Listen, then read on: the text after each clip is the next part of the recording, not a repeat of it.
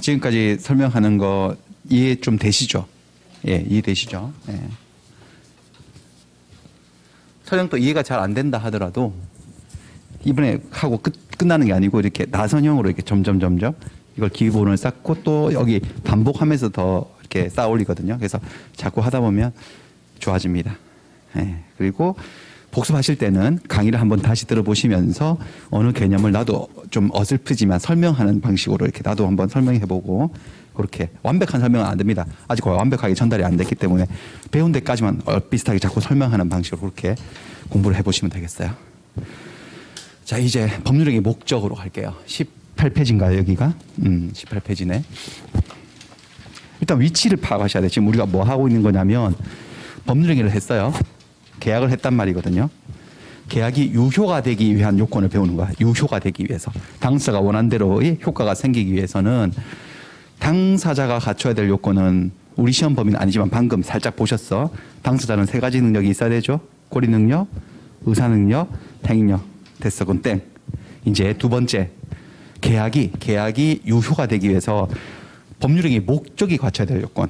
목적이 갖춰야 될 요건을 배우겠다는 건데 이 법률행위 목적이라는 이 단어 자체가 제목이 너무 추상적이에요. 좀 뜬구름 잡는 것 같고 와닿는 게 없어 느낌에. 그래서 구체화시킬 거예요. 약간 편법으로. 그래서 법률행위는 뭐라고 살짝 바꿔서 읽으시는 거지. 계약이라고 읽으시고 목적은 내용하고 동의어예요. 법률용어로서. 그래서 법률행위 목적 이거보다는 한결 좀 와닿는 게 있네. 뭐라고요? 계약의 내용 이렇게 하면 되지. 계약의 내용. 그리고 아예 좀 가시화시켜서 상상을 해보는 거지. 자, 갑과 을이 계약을 했어요. 자, 계약은 우리가 배우는 계약은 요식 계약 원칙, 불요식 계약 원칙. 불요식. 계약서 작성 안 해도 합의에 의해서 효력이 생기거든요. 근데 우리가 상상하기 위해서 그래서 그냥 계약서를 작성했다고 가정할게요. 그냥 계약서를 작성해 무슨 계약을 했네. 계약이 뭐 한 거죠? 했으니까 두 글자 성립을 한 것 같아. 성립했는데 요 계약이 성립한 계약이 뭐 하기 위해서는요? 유효 권리와 의무를 실제로 발생시키기 위해서는 여기 적혀 있는 내용이 있잖아요. 요게 계약의 내용이지. 여기 계약서를 읽어보면 갑은 난 너한테 요렇게 해줄게. 넌 나한테 요렇게 해줘. 응? 라고 합의본 내용이 적혀 있을 거 아니겠어요? 요 내용, 요걸 계약의 내용을 어렵게 얘기하면 뭐라 한다고? 법률행위의 목적. 요거 하려고 계약한 거잖아. 법률행위 한 거잖아. 요 내용이 네 가지 요건을 갖춰야 된다니까. 계약이 유효하려면. 계약의 내용은 자, 계약이 유효하기 위해서는 그 내용이 계약의 내용이 첫째 뭐 되고 확정이 뭐야? 확정이 확실하게 정해져야 된다는 거죠. 애매하면 안 돼. 확실하게 정해져야 되고. 두 번째, 그 실현이 뭐하고? 가능해야 돼. 불가능한 계약 같은 거 하면 무효예요, 무효. 죽은 사람 살려주겠다는 계약, 살려주면 1억 주겠다는 계약. 그런 거 무효라고. 가능해야 된다고. 세 번째는 뭐 해야 된다? 적법이에요. 적법이 뭔데? 법을 지켜라 이거지. 법을 어겨놓고 뭐 고리를 달라고 하면 안 주지. 무효지. 네 번째로 저 내용이 사회적으로 타당성을 가져야 된다니까요. 요 네 가지 요건을 갖춰야 돼요. 그래서 보통 처음 공부하시는 분들이 두 문자로 따서 확가적사 이렇게 외우세요. 확가적사 해야 된다. 확가적사. 확이 뭐야? 확정. 가능. 적법. 사회적 타당성. 그 네 가지 요건을 두루두루 갖추면 계약은 뭐 하다? 여기 유효하다. 만약에 못 갖추면 못 갖춘 걸 배우려고 하는 건데 못 갖추면 무효가 된다는 거죠. 권리도 의무도 안 생길 거다라는 거예요. 그래서 하나씩 볼 거예요. 자, 목적의 확정부터. 목적의 확정은 되게 내용이 많아요, 적어요. 봐요, 이만큼이에요. 내용이 이만큼밖에 안 돼. 내용이 적어. 그래서 되게 간단한 논점을 갖고 있어요. 목적의 확정. 어떤 명제냐? 다시 한번 읽어볼까요? 다시 반복. 한번 읽어보세요. 뭐라고 읽으라고 그냥. 계약이 유효하기 위해서는 계약의 내용이 확정될 수 있어야 된다. 이렇게 읽으시면 되지. 계약의 내용이 확정될 수 있으면 된다. 근데 여기서 문제가 말이 좀 애매한데 확정이 되어 있어야 한다는 소리가 아니고 확정이 될 수 있어야 한다 이렇게 말을 하고 있어. 계약할 때 이미 확정되어 있어야 한다는 게 아니고 확정의 가능성만 있으면 된다 이 소리거든요. 확정 가능성이라고 하는 거예요. 일종의. 확정될 수 있기만 하면 돼. 그래서 어떤 논점이 탁 등장을 하냐면 언제까지 확정돼야 되는데 이거예요. 언제까지 확정돼야지 계약이 유효가 되는데 확정 시기 문제가 생기는 거예요. 확정의 시기 문제. 자, 계약이 유효하기 위해서는 계약의 내용이 반드시 계약 성립은 또 계약으로 치면은 말을 바꾸면 이렇게 할 수 있어요. 뭐라고요? 체결. 계약이 체결되는 그 당시에 그날, 계약서 쓰는 그날 확정되어 있을 필요가 있대요, 없대요? 없대. 뭐 그날 확정하면 제일 좋아. 제일 좋긴 한데 꼭 그럴 필요는 없다라는 거지. 언제까지만 확정되면 되느냐? 그 목적을 실현한다? 자, 목적을 다른 말로 뭐라 한다고 여러분들? 내용. 실현은 다른 말로 이행이죠. 계약 목적을 실현한다는 게 계약 내용을 이행한다는 소리잖아요. 이행할 때까지, 즉 언제까지만, 이행일까지만 확정되면 족하대. 족하단 말은 이행일까지만 확정되면 계약은 효력이 생길 수가 있다, 이 소리예요. 효력이 생길 수 있어요. 그래서 일단 계약이 성립하는 시기하고 성립시하고 계약을 이행하는 이행기는 서로 다른 개념인 거예요. 또 이것도. 자, 이것도 콩나물 매매하고 부동산 매매가 살짝 달리 돌아가는데, 콩나물 매매는 어떻게 하냐면 계약이 성립한 날짜에 그날 바로 이행합니까? 다음 날 이행합니까? 그날 바로. 그런 걸 현실 매매라 그래. 해보세요. 뭐라고요? 현실 매매는 계약 체결과 이행이 동시각대로 이루어지는 거죠. 할머니, 콩나물 1,000원치만 줘요. 하면 그래갖고 바로 거기서 계약 체결돼서 그걸 준다는 거니까 계약 체결되고 1,000원치 담아가지고 주면 바로 돈 주고 딱 헤어지는 거지. 성립과 이행이 거의 동시각대로 이루어지는 거. 그렇게 할 수도 있지만, 자, 부동산 매매 같은 경우는 계약을 체결하는 날짜하고 그 계약을 이행하는 날짜가 텀이 좀 있어 없어 시간이 있지. 몇 개월씩 걸릴 수 있잖아요. 이게 달라질 수 있는데 언제까지만 확정되면 되는 거라고 계약을 유효하기 위해서 이행일까지만 확정되면 좋게요. 자, 그래서 보세요. 10월 1일 날 매매 계약이 성립됐대. 성립되었다? 다른 말로 해볼까? 매매 계약을 뭐 하였다 애들이? 체결하였어. 계약을 체결했어. 매매 계약이 뭔데? 다시 한번 기억을 떠올려봐요. 매매 계약은 권리를 이전하고 뭐하고 대금을 지급하는 거잖아. 맞나요? 그럼 이 계약이 유효가 되려면 권리 넘겨줘라는 권리 생기고 돈 줘라는 권리가 생기려면 어떤 권리를 이전하고 대금을 얼마를 지급할 것인지 매매의 목적물과 매매 대금이 뭐 돼야 된다는 거죠? 확정이 돼야 된다는 거죠. 언제? 반드시 10월 1일 날 확정돼야 된다는 소리인가? 아니요. 언제까지나. 10월 31일이네. 자, 얘들이 오늘 계약을 하고 이행을 이날 하기로 했어. 권리를 이날 넘겨주고 돈을 이날 치르기로 했다면은 저건 계약 성립시고 이거는 이행기잖아요. 이행하는 기한이잖아요. 그러니까 이날 10월 30일이 되기 전까지만 내용이 정해지면 된다는 거예요. 목적물과 대금은 반드시 계약 체결 당시 구체적으로 확정돼야 하는 것은 이다 아니다. 아니고 사후에라도 나중에라도 구체적으로 확정할 수 있는, 자, 읽어보시죠. 방법과 기준만 정해져 있으면 족하다. 방법과 기준만 정해져 있어도 계약은 효력이 생길 수가 있다는 거예요. 예를 한번 들어드릴게요. 뭔 얘기인지. 자, 애들이 10월 1일 날 계약을 했는데 뭘 했느냐. 을이 갑의 집에 놀러 왔어요. 놀러 왔는데 갑이 기르던 개가 강아지를 낳았어. 5마리를 이렇게. 5마리 강아지가 생겨가지고 보니까 너무 귀엽거든. 그래서 을이 말했어요. 한 마리만 팔아라 나한테. 그러니까 응 하고 했어요. 이게 뭐죠? 개 한 마리, 강아지 한 마리에 대해서 뭐가 된 거죠? 매매 계약이 성립이 된 거잖아요. 그렇죠? 근데 한 마리만 산다 그랬으니까 5마리 다 사는 거 아니니까 이 성립한 계약이 유효하기 위해서 권리와 의무를 발생시키기 위해서는 5마리 중에 어느 한 마리인지 뭐 돼야 된다는 거죠? 두 글자 좀 가려졌네? 확정돼야 된다는 거죠. 확정. 돈은 얼마 줄 것인지 확정돼야 된다는 거예요. 확정. 그래야지 계약이 효력이 생기는데 그 확정을 오늘 계약을 했다고 해서 오늘 반드시 확정해야 되는 것은 아니고 이행기까지만. 자, 여기서 이 계약도 성립과 이행이 시기가 좀 한 달 차이가 났는데 왜냐하면 이제 갓 태어난 어린애들이기 때문에 지금 데려가면 죽을 수도 있어. 어미 젖을 먹어야 돼. 그래서 오늘은 계약만 해놓고 한 마리 매매 계약만 해놓고 한 달 후에 31일 날 다시 오기로 했어요. 다시 와서 한 마리 가져가고 돈 주기로 했어요. 근데 다시 왔을 때 저울을 가져오기로 했어. 저울. 이 여자가 저울을 가져와서 5마리를 저울에 다 달아보는 거지. 그중에서 제일 무거운 놈을 가져가기로 했어요. 무게 제일 많이 나가고 그 다음에 돈은 킬로그램당 개 키로당 10만 원 주기로 했어요. 이렇게. 키로당 10만 원 이러면 약간 수산물 시장에서 회 뜨는 거 같은 그런 느낌인데 얘가 2kg면 20만 원, 1.5kg면 15만 원 이렇게 주겠다는 거예요. 그렇게 계약을 오늘 하고 돌아갔다는 거지. 제 질문은 이 계약은 과연 효력이 생길 수 있을까 없을까? 유효일까 무효일까? 이런 거예요. 어떻게 생각하세요? 지금 여기를 쭉 들으셔가지고 판단해봐요. 유효다 무효다? 유효라는 거죠. 자, 오늘이 계약 성립인데 10월 1일 당시 이 5마리 중 어느 한 마리가 될지 확정되어 있지는 않지. 그건 아직 모르지 어떻게 될지. 미래니까 한 달 후니까. 돈도 얼마가 줄지 아직 10월 1일 당시 확정되었어 안 되었어?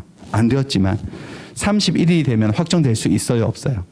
제일 무거운 놈이고 키로당 10만 원이니까 정확하게. 그러니까 여기까지 이 날이 오기 전까지 확정할 수 있는 뭐하고 뭐가 정해져 있다는 거죠. 방법과 기준이 정해져 있어. 그래서 저 계약은 유효이다 무효이다. 유효라는 말은 권리가 생긴다 안 생긴다? 권리와 의무가 생긴다. 어떤 권리가 생길까요? 한 달 후 왔을 때 제일 무거운 그 놈을 달라고 요구할 권리가 발생을 하고 키로당 10만 원을 달라고 할 권리가 생겨 안 생겨? 그렇게 된다는 소리지. 이해되시나? 됐어요. 뭐 심각한 건 아니고 이게 다예요. 논점이 이게 다예요. 혹시 이런 계약을 하면 어떻게 될까? 얘들 이렇게 한 게 아니고 계약을 10월 1일 하면서 한 달 후에 다시 오겠다. 한 달 후에 다시 와서 가장 거시기한 강아지를 데려가고 대금인 섭섭지 않게 지급하겠다. 이렇게 한 거야. 이렇게 계약을 딱 했어. 계약 유효 무효 판단해봐요. 무효야 꽝이야. 왜? 31일이 돼도 가장 거시기한 게 어느 강아지인지 확정될 수 없지. 확정할 수 있는 기준이라고 말할 수도 없지 저거는. 맞나요?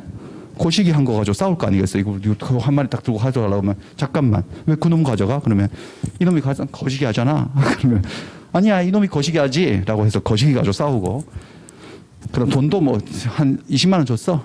그랬더니 걔가 짓네. 와 이렇게 내 몸값이 그거밖에 안 되냐 섭하다고. 그러니까 이건 섭섭지 않게 거시기한 이런 것들은 확정도 안 돼 있을 뿐만 아니라 확정할 수 있는 방법과 기준이라고 말할 수도 없으니까 저런 계약은 효력이 없다. 무효가 된다라는 소리입니다. 됐어요. 그리고 사실 이 유효란 말을 잘 한번 여러분들 딱 아셔야 되는데 유효란 말이 뭐가 생긴다는 소리라고 여러분들 권리가 생긴다. 권리가 뭐냐면은 권리는 법에 의해서 보호되는 인정되는 힘이에요. 법이 인정하는 힘이기 때문에 강제할 수 있는 힘이야 강제할 수 없는 힘이야. 권리는요. 강제할 수 있지. 어떻게 스스로 아니면 국가를 통해서 국가구제 원칙 한번 들어보셨을 건데 인문 강의 1주차 때 소송과 집행할 수 있는 힘이에요. 그러니까 내가 권리가 있으면 얘가 임의로 이행을 안 하면 국가에게 소송을 걸어가지고 국가의 도움을 받아가지고 승소 판결 받아서 국가의 힘을 빌어서 강제로 이행받을 수가 있다는 건데 국가의 도움을 받으려면은 국가가 도와줄 수 있게 계약 내용을 뭐 하라는 거죠? 두 글자? 확정해라. 국가도 뭔지 거시기가 뭔지 모르겠는데 어떻게 도와주냐는 거지. 아시겠죠? 계약 내용을 확정해서 하시라라는 얘기입니다. 문제는 한 문제밖에 안 놉니다. 여기는 딱 문제 하나 있습니다. 10년, 20년 가도 계속 이 문제가 나오니 이 문제는 딱 정해져 있는 문제지. 풀어볼까요? 4번 문제인데 자 매매계약 체결 당시 이렇게 했어요. 자 체결을 다르게 표현해봐요. 체결은 뭐라고 한다고? 성립 당시에 목적물하고 대금이 구체적으로 확정되지 않았다면 사후에 구체적으로 확정될 수 있는 방법과 기준이 정해져 있다 하더라도 계약의 성립을 인정해 줄 수가 없다라고 말을 하면 X네. 성립이 인정이 돼야 안 돼. 성립만 인정되는 게 아니고 효력도 생겨 안 생겨요? 생기지. 생기니까 X가 되겠네요. 요거 하나만 아시면 끝. 이 부분은. 자, 그 다음에 다시 이제 두 번째 얘기로 갈게요. 확가적사예요. 확가적사니까 가는 뭐라고 가는? 가능. 다시 가능의 얘기를 해볼게요. 법률 행위가 유효하기 위해서는 다시 계약이 유효하다는 말은 계약상의 권리가 생긴다 안 생긴다? 생긴다. 권리가 생긴다는 것은 국가의 보호를 받고 도움을 받을 수 있다 없다? 있다. 국가의 도움을 받고 강제를 할 수 있기 위해서는 확정도 돼야 되지만 국가도 대신 이행해 주려면은 이행이 가능은 해야 될 거 아니냐 이거지. 그러니까 법률의 목적 다르게 읽어봐요. 계약의 내용을 실현한다는 게 계약 내용을 뭐 한다는 소리지. 이행하는 것이 뭐 해야 된다? 가능은 해야 된다라는 것이. 가능은 해야지 뭐 국가의 도움을 받지.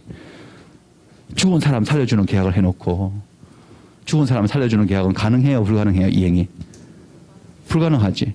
근데 계약을 했어. 계약금도 걸고 안 살려주네 얘가. 그래서 소송을 걸어가지고 판사가 빨리 살려줘라 라고 승소 판결 내리고 국가가 대신 집행하고 어떻게 살려줘 그거를. 그러니까 너무 쉬운 얘기지. 적어도 권리가 생기고 의무가 생기고 국가의 보호를 받으려면 좀 상식적인 거나 하세요. 이렇게 이행 가능한 계약을 하세요 이 소리에. 가능한 것이어야 한다. 가능한 것. 가능의 반대말은 불가능이죠. 근데 불가능이라는 법률 용어는 없습니다. 자, 법률 용어들은 한 글자라도 줄이려고 노력하기 때문에 가짜 떼고 뭐라 부른다? 불능이다. 가능과 불능 이렇게 얘기해요. 불능. 그럼 이런 거네. 어떤 계약을 했는데 계약의 내용에 이행하는 게 가능해요. 가능하면 그 계약은 유효다 무효다. 불가능하면요. 무효. 가능이면 유효. 불능이면 무효. 이렇게 되는 거. 심플하네. 그러니까 이 계약서를 딱 우리가 읽어봤을 때 이게 가능한지 불가능한지를 구별하는 것은 중요한 문제네. 계약의 유무효가 결정되는 문제이기 때문에. 그렇죠? 네, 중요한데. 근데 우리 법학은요. 법학은 이게 자연과학은 아니잖아요. 물리학, 수학 이런 게 아니잖아요. 화학이 아니잖아요. 그래서 어떤 계약의 내용을 이행하는 게 가능한지 불가능한지를 반드시 무조건 과학적인 물리적인 그런 것을 가지고 판단하진 않아요.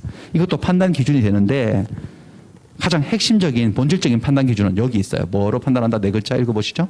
사회 통념으로 판단해. 사회 통념이 뭘까? 사회 구성원들의 공통적인 생각 염자 아닙니까? 사회 구성들의 공통적인 생각, 약간 상식선상에서 이게 가능인지 불가능인지 판단한 것이지 과학자에게, 물리학자들에게, 스티븐 호킹에게 물어볼 일은 아니라는 거지 이게. 그래서 통념상 불가능하면 불능으로 처리됩니다.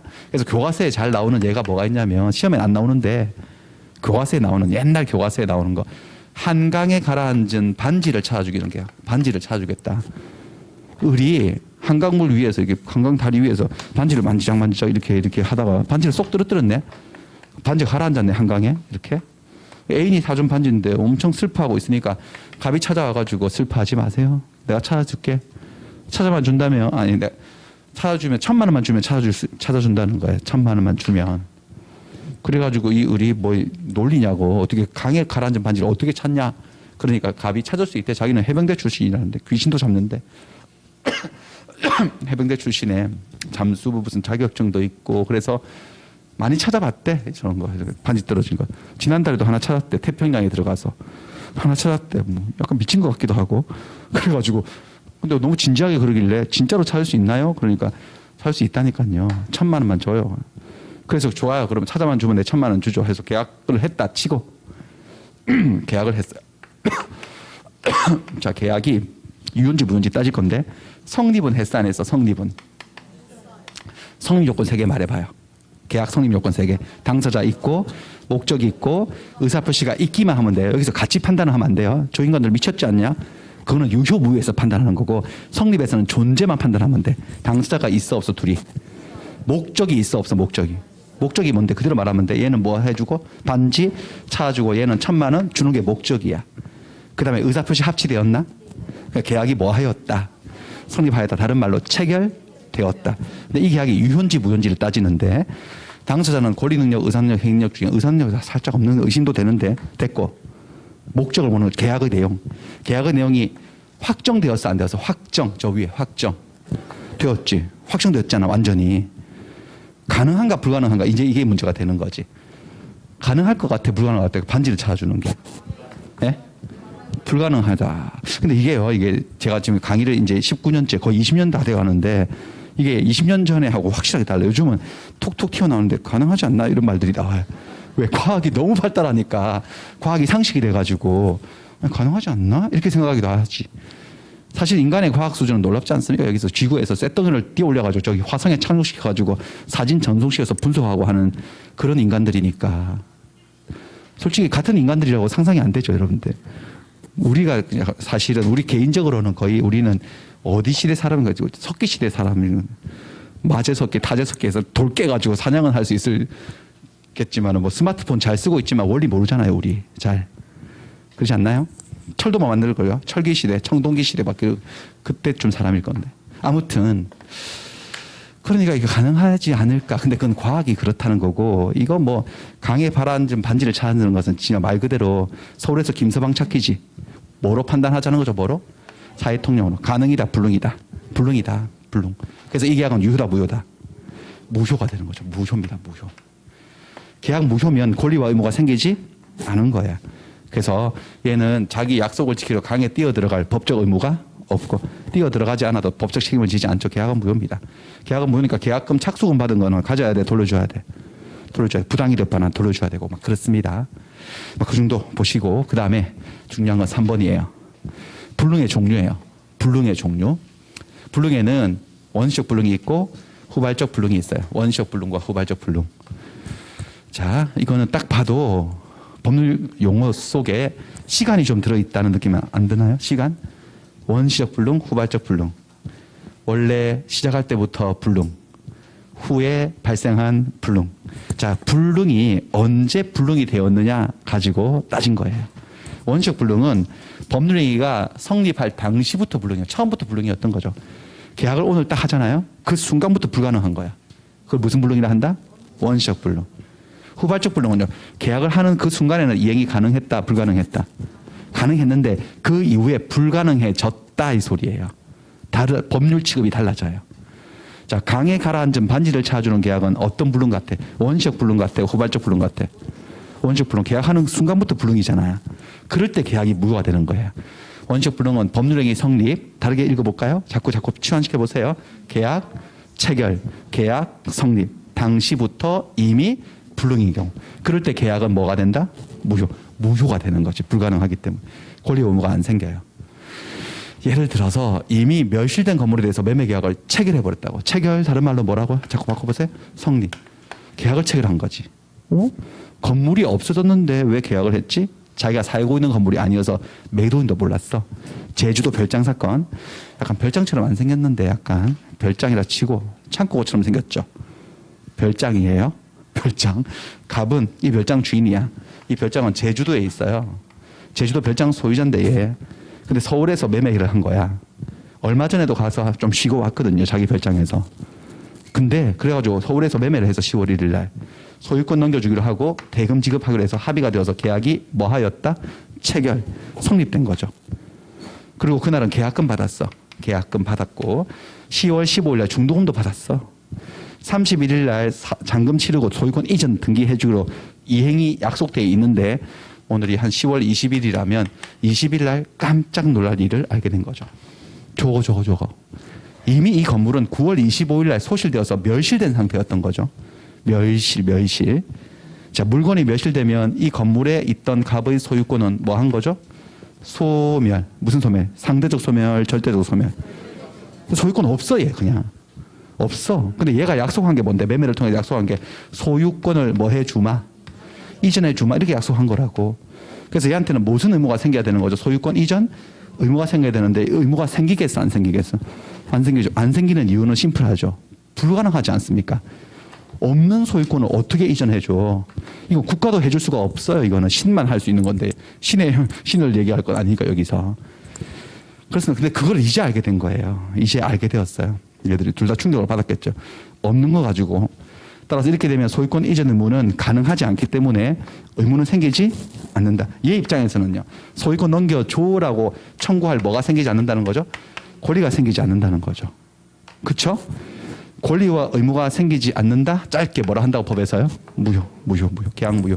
국가도 도와줄 수도 없다. 없는 집을 어떻게 국가가 갖다 줘 저거를. 집행을 해줄 수도 없죠. 됐습니다. 그런 얘기입니다. 자, 그러면 자, 이렇게 계약이 무효가 되어버리면 어떤 문제가 생기느냐. 무효 공식. 자, 수학에만 공식이 있는 게 아니고 법에 공식이 있습니다. 무효 공식 페이지 44. 44페이지로 가보세요. 44페이지를 보시면 제목이 뭡니까 거기가? 법률행위 무효와 취소. 살짝 표 건너뛰고 내려와서 무효. 무효의 의 나오죠? 무효의 효가 나오죠. 로마자 2번. 그 효과가 공식이에요. 자, 계약이 무효란 말인즉 권리와 의무가 생겼다 안 생겼다? 안 생기는 걸 무효라 그래. 안 생겼으니까 아직 이행하기 전이면 계약을 이행하기 전이면 이행할 필요가 없죠. 이행하지 않아도 채무 불이행 책임 같은 건 진다 안 진다? 안 진다. 원래 계약이 유효면 이행을 해야 돼 안 해야 돼? 자기 채무를. 이행 안 하면 뭐라 그런다고? 채무 불이행. 채무 불이행이 있으면 손해배상 책임을 져야 되거든. 근데 이건 계약이 무효니까 채무가 아예 없는 거니까 이행하지 않아도 채무 불이행에 따른 손해배상 책임을 지지 않지. 근데 내가 무효인 줄 모르고 이행을 했다면 그건 이행받아서 안 될 걸 받은 거예요. 받으면 안 될 걸 받았고 줄 필요가 없는 걸 준 거니까 부당이득이라 그래. 부당이득 반환을 청구할 수가 있다라는 거예요. 부당이득 반환 청구 거기다가 741조라고 해둘까요? 741조. 자, 처음에는 제가 어디 막 말하면 잘 못 찾고 그래요. 눈에 안 익어서 책이. 로마자 1번 어딘지 못 찾고 로마자도 어딘지도 모르시라고 해가지고 못 찾고 우왕좌왕 하시는데 조금만 몇 바퀴 돌면 같이 책 보고 하면 금방금방 찾아요. 741조로 가볼게요. 자, 741조 60? 60페이지. 호흡이 잘 맞네요. 바로 페이지 수를 불러주시네. 60페이지. 여기 있네. 741조. 조문 한번 보여드릴게. 네, 보통 이제 민법 교수들이 법전을 또 보고 이렇게 하면 시간이 많이 걸려가지고 법전을 보통 안 보고 안 해줘요. 보통 대부분. 법전 이렇게 해석해 주는 사람 잘 없는데, 근데 법 공부의 출발은 법전이거든요.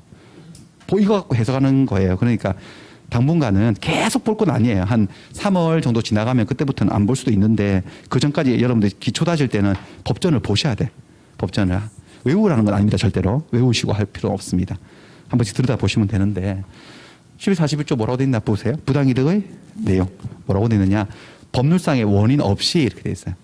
원인 없이 타인의 재산 또는 노무로 인해서 나는 이익을 얻고 그 타인에게는 손해를 가했어. 이걸 부당이득이라 그래. 법적인 원인 없이 타인에게 손해를 가하고 이익을 얻은 걸 부당이득. 그렇다면 그 이익, 부당이득은 돌려줘야 한다라고 하는 게 부당이득 반환이에요. 여러분들 계약을 했는데 갑과 을이 매매 계약을 했어요. 계약을 했으면 계약이 유효면 돈 받을 권리가 있는 거야 없는 거야? 매도인은요. 유효면요. 그러니까 돈을 받았어요. 돈을 받고 얘는 집을 받았어 이렇게. 그럼 이거는 법률상 원인 없이 받은 거야? 원인 이씨 받은 거야? 원인을 가지고 받은 거지. 부당이득이 아닌 거지. 근데 계약을 했지만 계약이 만약에 뭐라면이라고 가정해 보세요, 여러분들. 무효라면 나는 받을 권리가 없는데 받은 거잖아, 돈을. 법률상의 원인 없이 받은 거야. 돈을 받아가지고 얘 마이너스 났고 나는 이익이 생겼으니까 돈 받으면 부당이득이 되는 거죠. 집 받았으면 부당이득인 거야. 가지고 있어야 된다, 돌려줘야 된다. 돌려줘야 된다. 부당이득은 반환해야 된다. 이게 741조예요.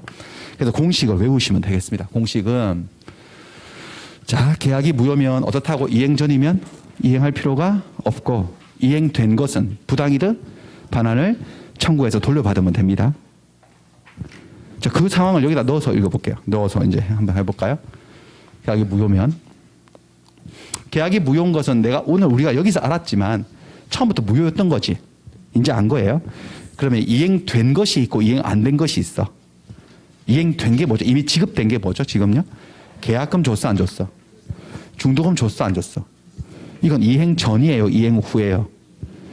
그러니까 계약금 중도금 받은 것을 네 글자로 뭐라 한다고? 부당이득이라고 한다고. 부당이득이니까 을은 갑에게 돌려달라고 할 수 있나 없나? 돌려달라고. 그 다음에 잔금은 아직 줬어 안 줬어? 아직은. 이게 이행 전이야 이행 후야? 그게 이렇게 되는 거네. 공식 적용하면 10월 20일 날 저 충격적인 사실을 알게 됐어. 없는 건물 가지고 우리가 생쇼를 했다는 거. 서울에서 매매 계약을 체결했다는 것을 알게 된 이 갑과 을은 허탈한 웃음을 짓겠지. 그리고 을은 갑에게 그러면 전 잔금 안 드립니다. 이렇게 할 수 있어 없어요?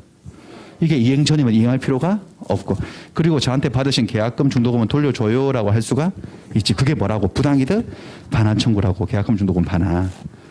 되셨죠? 이렇게 처리하면 돼. 일단 이렇게 처리하면 돼. 근데 여러분들이 상상해 보세요. 여러분들이 매수인이라면 계약금 중도금을 돌려받으면 해피할까? 만족할까? 그렇지 않을 것 같은데. 계약금 중도금을 돌려받아서 해결되지 않는 어떤 손해가 생겨 안 생겨? 생길 것 같은데. 예를 들면은 내가 무슨 돈 쌓아놓고 있어가지고 이 건물 산 거 아니거든.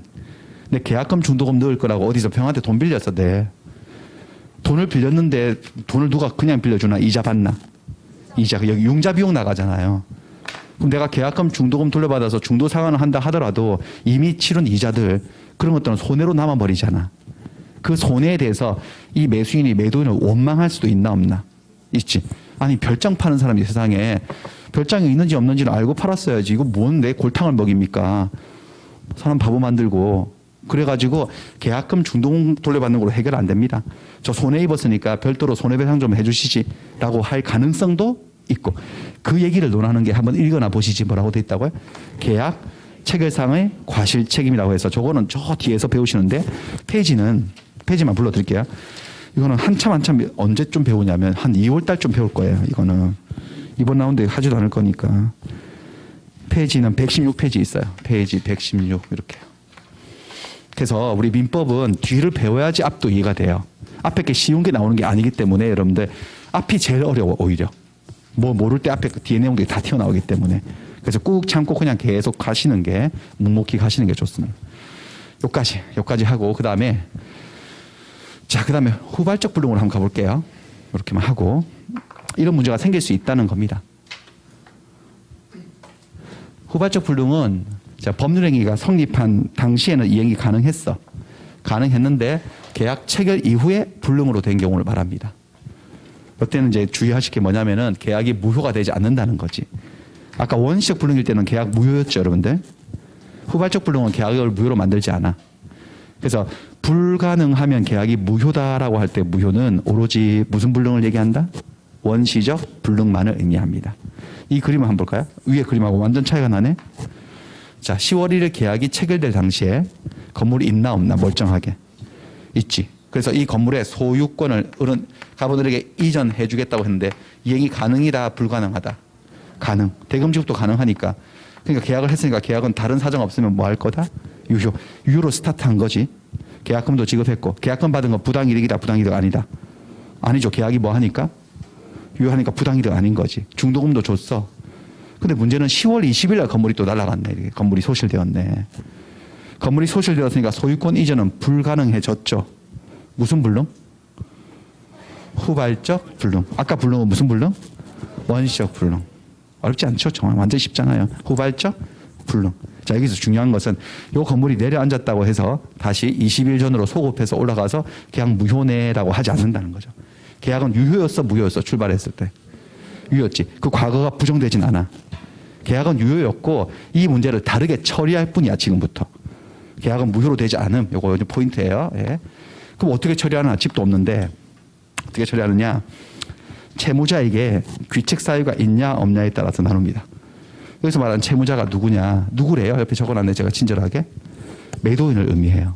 여기서 다시 우리 고정관념 깨야 되는데 우리가 법을 배우기 전에는 채무 이러면 돈 갚을 거, 빌린 돈 갚는 게 채무 이렇게 생각하기 때문에 아무래도 매매 계약을 하게 되면 매도인은 집을 주고 매수인은 돈을 주니까 매수인이 채무자인 것처럼 느껴지는 경우가 많은데 근데 우리 입문 과정에서 이런 단어를 배우지 않았던가요, 여러분들? 쌍무계약이라는 단어를 한번 들으셨나? 쌍무계약. 뭔 소리래, 쌍무계약이? 쌍방이 서로 채무를 부담하는 계약. 자, 매매계약이 대표적인 쌍무계약이야. 매수인만 채무자야, 매도인도 채무자야. 자, 매도인의 채무는 무슨 채무? 소유권을 이전해줄 채무. 매수인의 채무는요, 대금, 지급 채무. 자, 건물이 불타서 내려앉아가지고 불가능해진 채무는 매도인의 채무예요, 매수인의 채무예요? 매도인의 채무가 불가능해진 거야. 매수인의 채무는 불가능하지 않아. 지금도 돈이 있어 없어요? 있어. 불능의 썰을 풀고 있다고 지금. 불능 스토리라고. 그러니까 여기서 채무자에게 불능이 되었을 때 매도인의 채무가 불능이 되었으니까 채무자에게 잘못이 있냐 없냐 따질 때 이 채무자는 누구를 의미하는 거라고? 매도인 얘기하는 거예요. 매수인도 채무자고 매도인도 채무자지만 여기서 기준점은 매도인이라는 거지. 매도인에게 뭐라고 돼 있나 네 글자? 귀책사유. 이게 뭐지 이거? 책임을 돌릴 만한 사유를 해. 귀책사유. 귀책사유, 유책사유, 책임이 있는 사유 다 같은 말인데 고의나 과실을 얘기해요. 만약에 여러분들이 고의적으로 매도인이 불내버렸다면 고의적으로 그럼 채무자에게 책임이 있어 없어? 채무자에게 매도인에게 있지. 실수로 불낸 것도 책임이 있는 거야. 고의 과실이 있으면 책임을 져야 돼 안 져야 돼? 이 건에 대해서 갑은요. 그 책임을 이렇게 불러요. 한번 읽어보시죠. 채무 불이행 책임. 그래서 매수인으로부터 계약 해지당해서 돈 다 돌려주고 손해배상도 해줘야 돼. 근데 매도인에게 귀책사유가 없을 수도 있어 없어요? 귀책사유가 있지. 예컨대 천재지변으로 지진 나서 내려앉을 수도 있잖아요. 매도인 잘못이다 잘못 아니다. 그럴 때는 채무불이행 책임을 지지 않고 무슨 문제로 처리한다? 위험부담 문제. 나중에 배우십니다. 나중에 배워. 이것도 저기 뒤에 가서 위험부담은 페이지 121, 채무불이행은 더 뒤로 페이지 125 막 이런 데서 배워요. 125, 126 이런 데서 125, 126에서 배워. 이런 데서. 그러니까 뒤를 배워야지 이걸 이해할 수 있으니까 여러분들 처음에 보실 때 이 부분을 이해 못한다고 낙담하시면 절대 안 된다는 거. 그건 완전 오해라는 거예요. 뒤를 배워야지 비로소 여기가 뭔지 알게 된다는 거니까. 예. 그러니까 지금 여러분들은 제가 여러분들 말씀드리고 싶은 건 딱 이거야. 불능에는 무슨 불능이 있고 무슨 불능이 있는데 원시적 불능이 있고 후발적 불능이 있는데 원시적으로 불능일 때는 계약은 처음부터 뭐이고 무효이고 후발적 불능이 되었다고 해서 계약이 무효가 되는 것은 아니고 다르게 처리한다. 요 정도만 그냥. 다르게 처리하는데 그건 나중에 배운다. 요 정도만. 되셨죠? 여기까지만 할 거예요. 그래서 또 문제를 풀어보죠. 5번, 6번 이 두 문제를 풀 거예요. 자, 계약이 성립한 이후에 계약이 성립한 이후에 채무의 이행이 불가능하게 되었대. 무슨 불능이죠? 후발적 불능. 그래도 계약이 무효로 되는 건 아니래. 그것 때문에. O다 X다? O죠. 그럼 어떻게 하냐? 그 뭐라고 되면 아직 안 배웠다 이렇게 하시면 돼요. 무효로 되는 건 아닌데 나중에 배울 거다 이렇게 하시면 돼요. 나중에 차츰 배우시면 되고. 그 다음에 6번도 똑같은 문제인데 매매 계약이 체결된 후, 체결 다른 말로 자꾸 바꿔보세요. 성립이 된 후에 목적이 된 건물이 전소되었대. 멸실된 거지. 그럼 소유권 이전은 가능하다 불가능하다. 이제는 무슨 불능이다 이런 불능이 후발적 불능. 그럼 그 매매 계약은 무효라고 말해버렸네. 무효라고. O다 X다? X. 무효가 되지 않는다. 무효가 되지 않는다. 이렇게 매매 계약이 무효가 되려면 언제 그 목적 건물이 전소되면 무효일까요? 계약이 체결되기 전부터 이미 전소되어 있는데 그거를 모르고 또는 알고 상관없지만 어쨌든 계약을 하면 그건 무효지. 원시적 불능이니까. 됐어요. 여기까지. 세 번째로 가겠습니다. 세 번째는 이제 다음 건너뛰어서 확가적사였어요. 확 했고 가 했고 적 뭐예요? 적법 해야 된대. 다시 계약이 유효하기 위해서는 계약의 목적이 법에 적합해야 된다. 법에 적합하다 뭐예요? 적법 해야 된다. 적법. 적법의 반대말은 뭘까요? 불법? 다시 말해볼까요? 위법이라고. 적법의 반대말은 위법이에요. 불법과 살짝 다른 개념인데 알 필요 없어요. 어떻게 다른지 아실 필요 없어요. 그거 모른다고 시험 안 붙고 하는 거 절대 아니니까. 하여튼 반대말은 위법이에요. 적법은 뭐냐면 법에 적합하다. 법을 지켰다, 어겼다. 적법은 법을 지켰다. 위법은 법을 어겼다, 위반했다는 거죠. 뜻은 어떤 행위가 적법하다는 것은 법 질서가 그 행위를 허용한다는 걸 얘기하고 그다음에 위법하다는 것은 법 질서가 그것을 금지한다는 거예요. 법이 금지하는 것을 위법, 법이 허용하는 것을 적법이라 그래요. 근데 생각해봐요. 계약을 했는데 계약이 유효하다? 유효하다는 말은 다시 근본으로 돌아가서 나한테 권리가 생긴다. 권리는 국가가 나를 보호해주는 힘이잖아. 강제적으로 실현해주는 힘. 국가의 보호를 받는 힘, 권리가 생기려면 국가가 하라고 한 것만 해야지. 국가가 금지해놓은 위법한 계약을 해놓고 나 좀 도와줘 봐봐요 라고 하면 국가가 잘 도와주겠다. 안 도와주는 거지.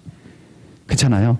그러니까 권리를 가지려면 계약이 유효가 되려면 법 테두리 내에서 법이 허용한 한도 내에서 계약이 이루어져야 된다. 적법해야 된다는 당연한 얘기가 나오겠습니다. 적법해야 됩니다.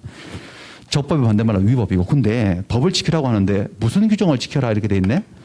강행 규정을 지켜라. 그래서 또 우리가 또 뭘 배워야 되느냐. 법 규정에는 얘가 있고 얘가 있어요. 강행 규정이 있고 임의 규정이 있어요. 꼭 지켜야 될 것 같은 느낌이 드는 규정이 뭐예요? 딱 봐도 강행 규정은 지켜야 될 것 같지. 뭔가 임의 규정은 살짝 안 지켜도 될 것 같은 느낌. 실제로 그렇고 강행 규정하고 임의 규정은 어떻게 나누는 거냐면 법령 중에서 법 규정 중에서 말이에요. 많은 법 규정들 중에서 그 규정이 한번 읽을까요? 이거 쭉 선량한 풍속 기타 사회 질서의 관계가 있는 규정. 이게 무슨 규정이라고? 예.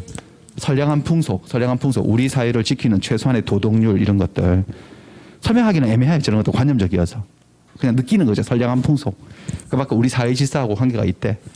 사회 질서 유지하고 관계 있는 규정을 뭐라 한다고요? 강행 규정. 그러니까 지켜야 돼 안 지켜야 돼 저거는요.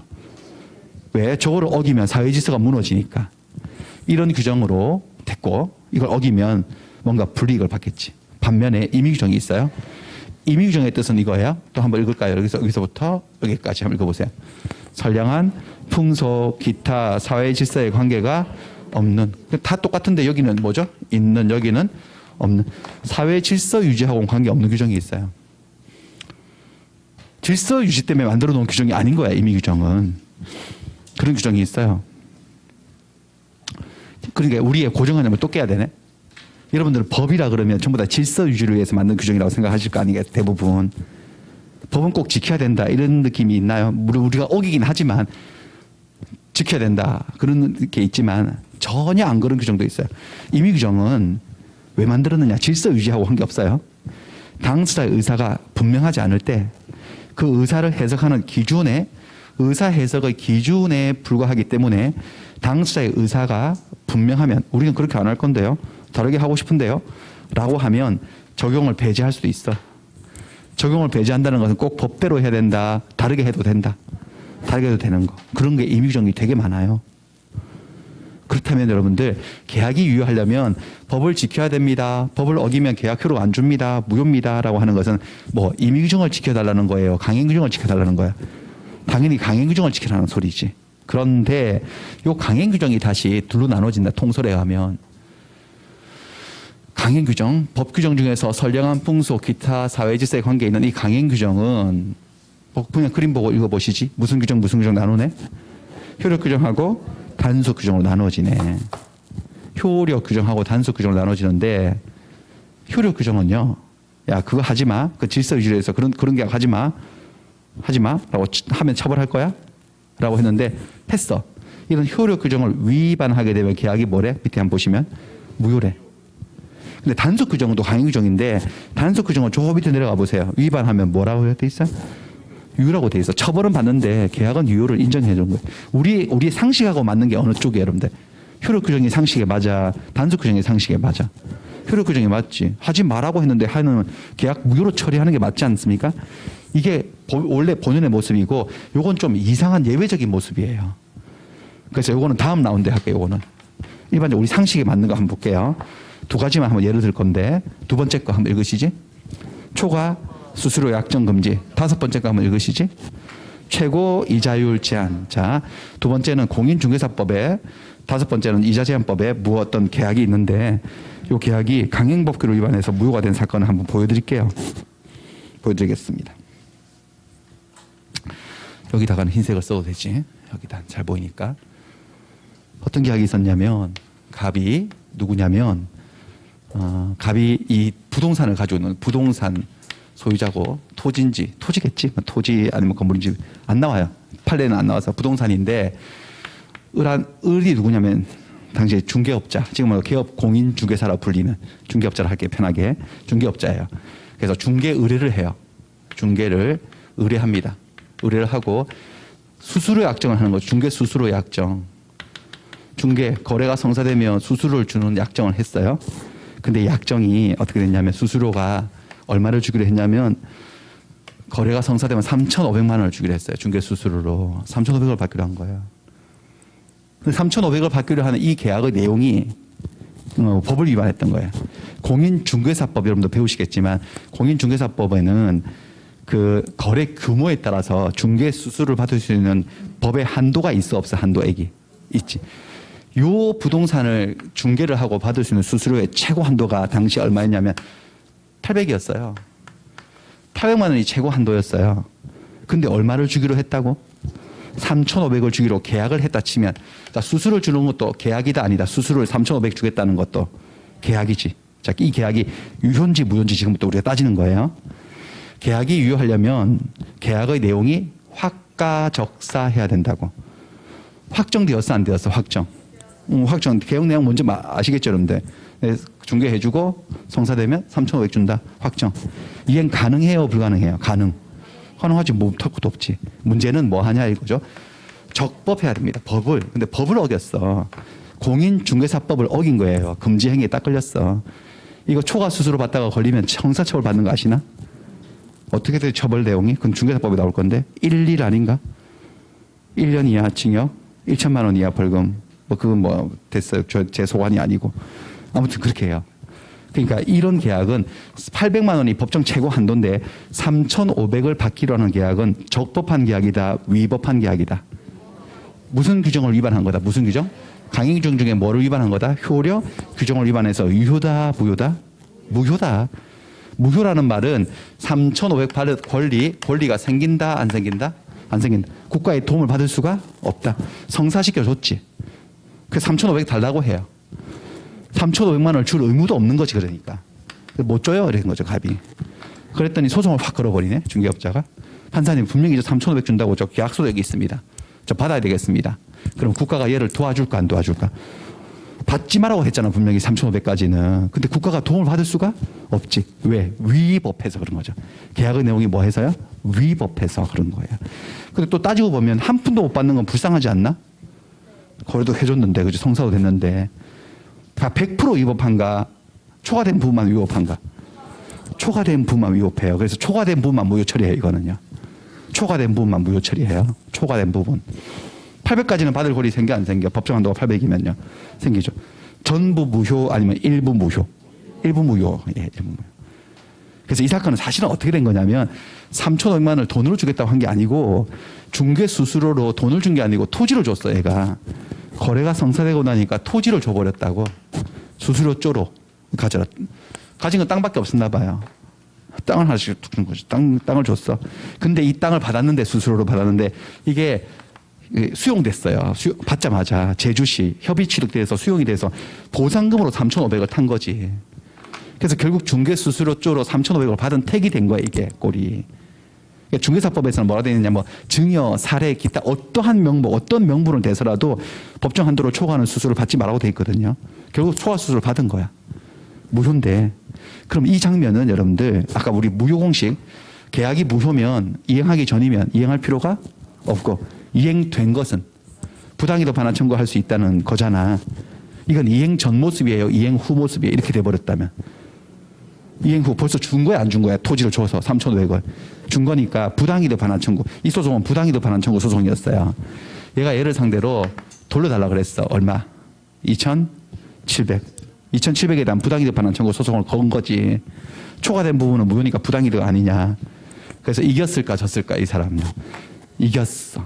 그래서 피고는 원고에게 초과된 부분 2,700만 원은 돌려줘라 라고 처리되었던 그런 사건이 되겠습니다. 위법한 계약, 무효인 계약이 되어서 됐고, 그 다음에 이것도 한번 볼까요? 최고 이자율 제한. 자, 이건 또 어떤 사건이냐면 갑하고 을 사이에 돈 빌리는 계약을 했어요. 돈 빌리는 계약이 무슨 계약이더라? 임대차? 무슨 대차? 소비대차. 금전 소비대차예요. 그래서 갑이 을에게 돈을 근데 1억 원을 빌려줘요. 차주, 대주. 그래서 근데 소비대차는 돈 빌려주는데 친구지간에는 공짜로 빌려주기도 하지만 보통은 이자를 받아 안 받아? 일반적으로는 이자를 받지. 소비대차 계약을 하면서 이자를 지급하기로 하는 것도 하나의 약정이니까 이것도 계약이라고 할 수 있나요? 없나? 이자 약정 있죠. 이 계약에 대해서 이자 약정을 어떻게 한 인간이 있었냐면 이자를 보름에 15일에 10%를 주기로 했어요. 보름에 10%. 보름에 10%면 장난 아닌데 한 달 이자가 몇 프로죠? 20%잖아. 이거 연으로 환산해 보니까 연 243%인가 그랬어요.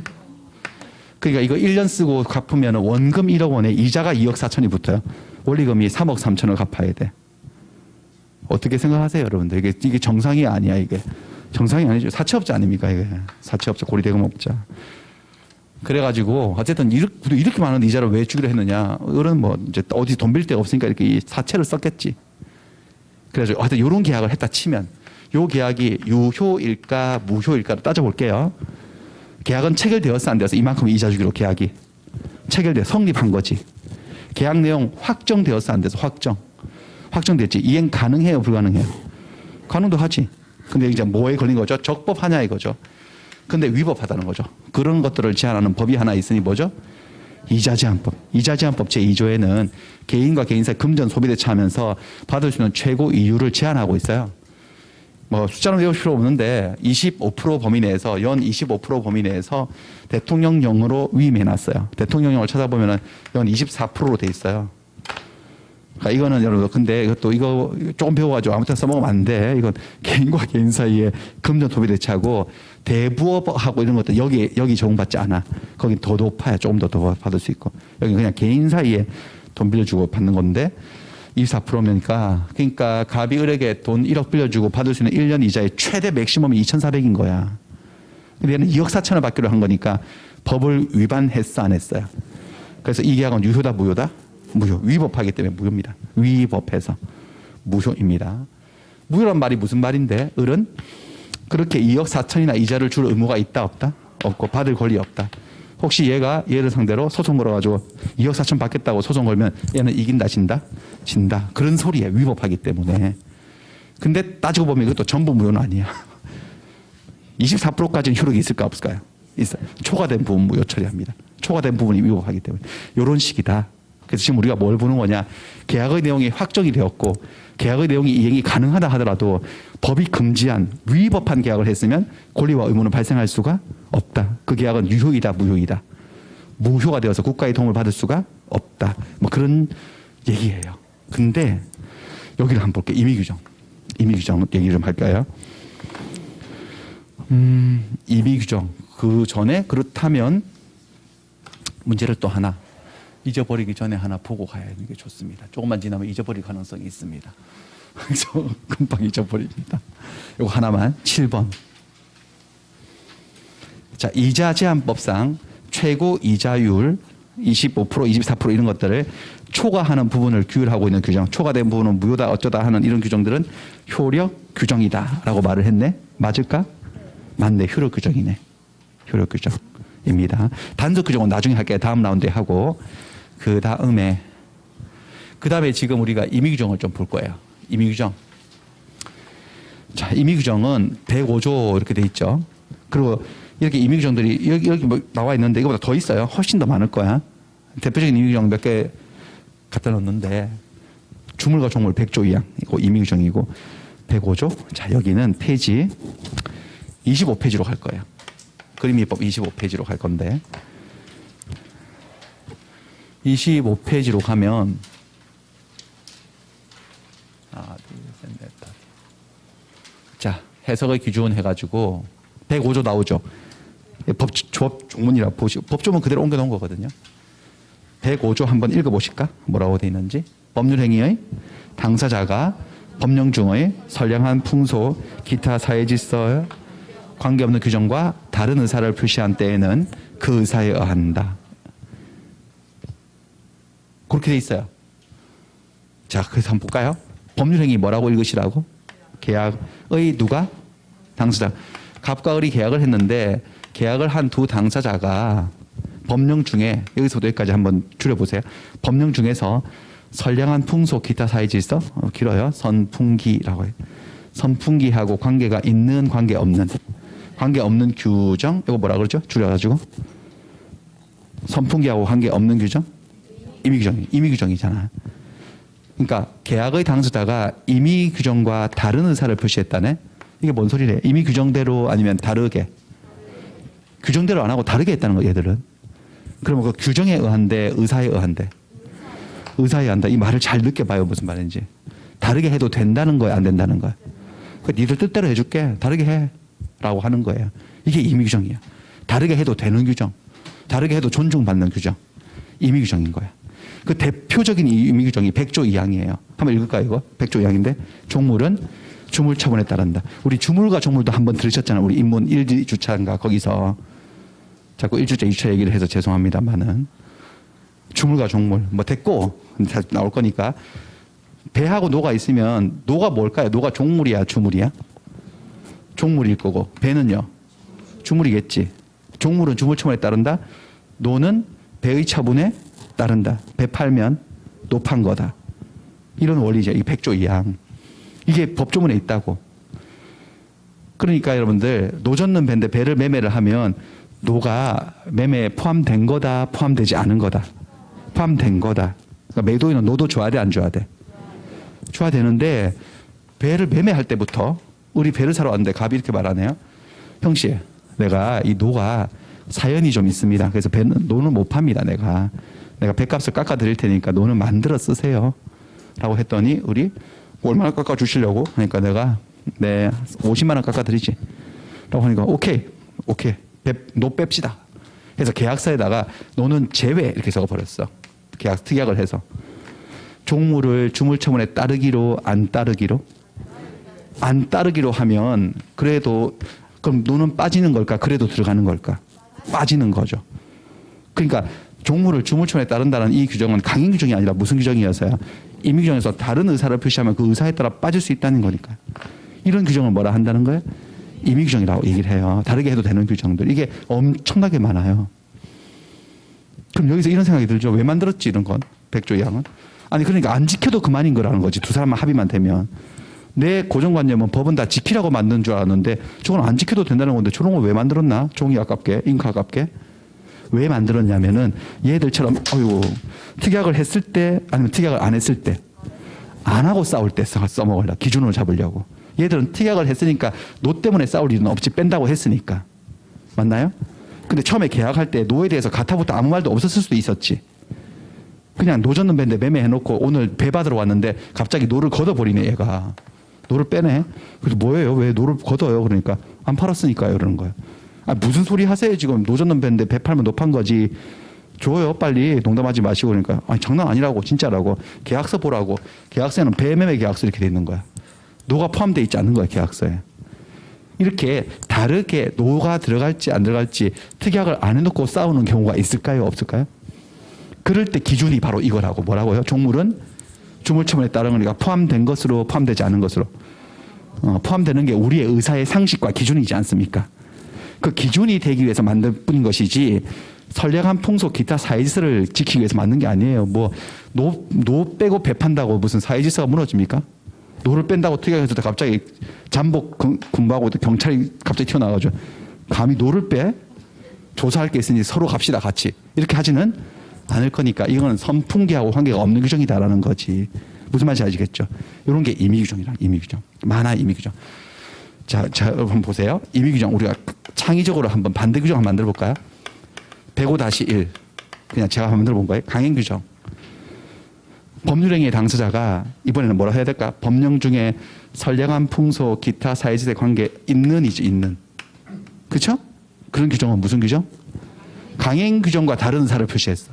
강행 규정과 다른 의사를 표시했다고. 어떻게 해야 돼? 그 의사에 의한다? 규정에 의한다. 그때는 규정에 의하는 거지. 강행 규정과 다른 의사를 표시한 때는 뒤에 고쳐야 되는데 의사에 의한다 이렇게 만들고 족친다 이렇게 되는 거예요. 아시겠어요? 족친다 이렇게. 족쳐야지. 강행 규정과 다른 의사를 표시했는데 무슨 의사에 따라줘. 족쳐야지. 처벌할까 안 할까 처벌요. 처벌하고 불이익 주고 막 계약 무효 처리하고 난리가 나는 거예요. 감옥 갔다 오라 그러고 벌금 내라 그러고. 그게 강행 규정이라고. 근데 법 규정이 모조리 다 강행 규정인 것은 아니고 무슨 규정도 있다는 거? 임의 규정. 566조로 한번 가보세요. 566조 법조문에. 그리고 저한테 페이지 수를 불러주셔야지. 566조.